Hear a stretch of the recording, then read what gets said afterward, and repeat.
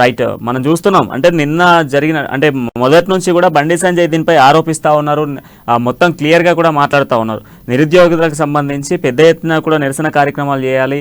దాంతో పాటుగా తెలంగాణలో ఉన్నటువంటి 30 లక్షల మంది విద్యార్థులకు సంబంధించినటువంటి భవిష్యత్తుకి సంబంధించి తెలంగాణ రాష్ట్ర ప్రభుత్వం ఏం చేస్తూ ఉంది, తెలంగాణ రాష్ట్ర ప్రభుత్వం ఇప్పటి వరకు చేసుకొచ్చినటువంటి ఎన్ని ఉద్యోగాలు రిలీజ్ చేసింది, ఎన్ని ఉద్యోగాలు భర్తీ చేసింది అన్నటువంటి అంశాలను కూడా క్లియర్‌గా మెన్షన్ చేయాలి అంటూ కూడా చెప్తా ఉంది. సో ఈ నిరుద్యోగ మార్చ్ ద్వారా మరి నిజంగా కూడా న్యాయం జరుగుతుందా? ఈరోజు అన్ని విద్యార్థి సంఘాలు కూడా ముందుకు వెళ్తా ఉన్నాయి. అన్ని విద్యార్థి సంఘాలు కూడా ఒకరినక ఒకరు కూడా వెళ్తున్న సిచ్యువేషన్స్ ఉన్నాయి. సో శ్రీకాంత్ గారు, ఇప్పుడు మనం చూస్తూ ఉన్నాము, ఇంతకుముందు పేపర్ లీకేజ్ వ్యవహారానికి సంబంధించి బండి సంజయ్ పై కూడా 10th పేపర్ లీకేజ్ అయిన వ్యవహారాన్ని తీసుకొచ్చారు. సో ఈ రోజు అదే వేదికగా వరంగల్ గడ్డపైనే నిరుద్యోగ మార్చికి సంబంధించి మనం చూస్తూ ఉన్నాం. పెద్ద ఎత్తున కూడా విద్యార్థి సంఘాలన్నీ కూడా కదిలొస్తా ఉన్నాయి. సో ఖచ్చితంగా కూడా ఇప్పుడు న్యాయం జరుగుతుందా?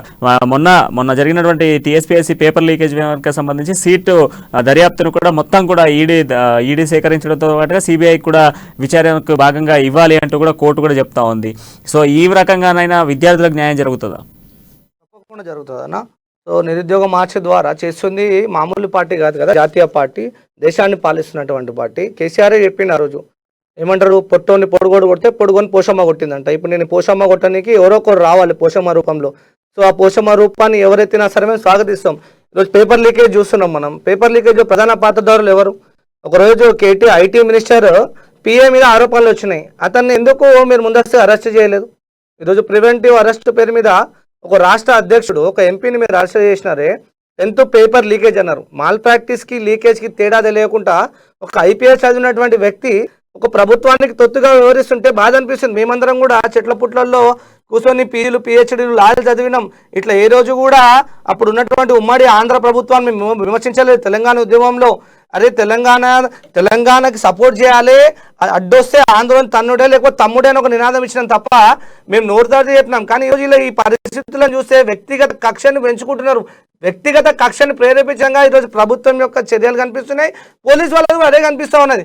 అంటే మీరు కాకి చొక్కా వేసుకున్నటువంటి వ్యక్తులు ఈరోజు లీకేజ్కి మాల్ ప్రాక్టీస్కి తేడా తెలియదా? ఒక ఐపీఎస్ వ్యక్తి, మీరు నీతి నిజాయితీకి పేరుగా మీ పేరు ఈరోజు అందరి మధ్యలో ఉంది. కానీ ఈరోజు మీరు ప్రభుత్వాన్ని తొత్తుగా ఉంటే ఈరోజు మీ మీద మాకు అనుమానాలు వస్తున్నాయి. మీరు ఐపీఎస్ అండి, ఇండియన్ పోలీస్ సర్వీస్, మీరు పబ్లిక్ పక్షాన ఉండాలి. కానీ ఈరోజు లీకేజ్కి మాల్ ప్రాక్టీస్ తేడా లేకుండా ఒక ఎంపీని అరెస్ట్ చేశారంటే మాలాంటి గొంతుకుల మీద మీరు ఎలాంటి సంఘటనలు చేశారని భయం వేస్తుంది. ఈరోజు భయంగా ప్రజాస్వామ్యంలో బతకాలా? బాబాసాహెబ్ అంబేద్కర్ వారసులం బిడ్డలమండి, మేము చదువుకుంటున్నాం. మా చదువులో శ్రీకాంత్, ఒక్కసారి మనతో అధికార పార్టీకి సంబంధించి బీఆర్ఎస్పీ విద్యార్థి విభాగానికి సంబంధించినటువంటి రాష్ట్ర నాయకులు శరత్ చంద్ర కూడా మనతో డిబేట్లో ఉన్నారు. శరత్ చంద్ర, ఇప్పుడు చూస్తా ఉన్నాం ఈరోజు ఎందుకు నిరసన అడ్డుకున్నారు, దాంతో పాటుగా ఒక కార్యక్రమాన్ని, నిరుద్యోగులకు సంబంధించినటువంటి ఒక కార్యక్రమాన్ని ముందుకు తీసుకెళ్తా ఉంటే ఈరోజు ఎందుకు ఆపుతా ఉన్నారు? దాంతో పాటుగా నిరుద్యోగ మార్చ్ బీఆర్ఎస్పీ కూడా చేయొచ్చు కదా అంటూ కూడా ప్రశ్నిస్తా ఉన్నారు. సో దీనికి మీ దగ్గర ఉన్న సమాధానం ఏంటి?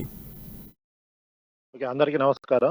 అమ్మా న్యూస్ ద్వారా, అమ్మా న్యూస్ వీక్షకులకు అందరు కూడా ఒకసారి నమస్కారాలు తెలియజేసుకుంటూ, ఈరోజు మేము ఒకటే ప్రశ్నిస్తా ఉన్నాం.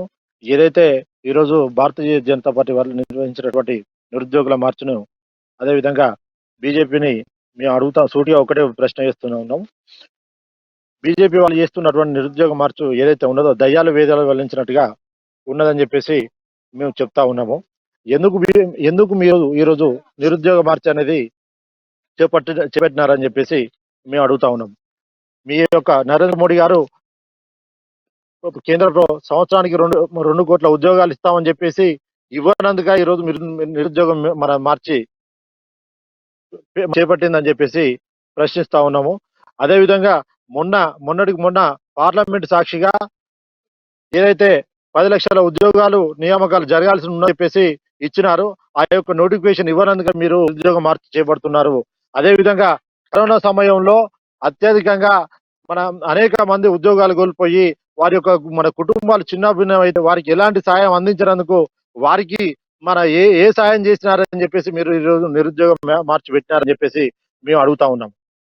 అదే కాకుండా మన ఏదైతే ప్రభుత్వ రంగ సంస్థలన్నింటినీ కూడా, మన జాతీయ స్థాయిలో ఉన్నటువంటి ప్రభుత్వ రంగ సంస్థలన్నింటినీ కూడా ప్రచారం చేస్తూ ఇప్పుడున్నటువంటి మన ఉద్యోగ అవకాశాలే కాదు, రాబోయేటువంటి మన సంవత్సరాల్లో కూడా మున్ముందు కూడా భవిష్యత్తులో కూడా ఎలాంటి ప్రభుత్వ ఉద్యోగాలు మేము కల్పించలేము అని చెప్పేసి తెలియజేయడం కోసం ఈరోజు నిరుద్యోగం అనేది మీరు నిర్వహిస్తున్నారని చెప్పేసి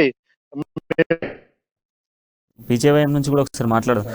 సో దుర్గాప్రసాద్తో మాట్లాడిన తర్వాత మీ ప్రశ్నలు సంధిద్దాం. దుర్గాప్రసాద్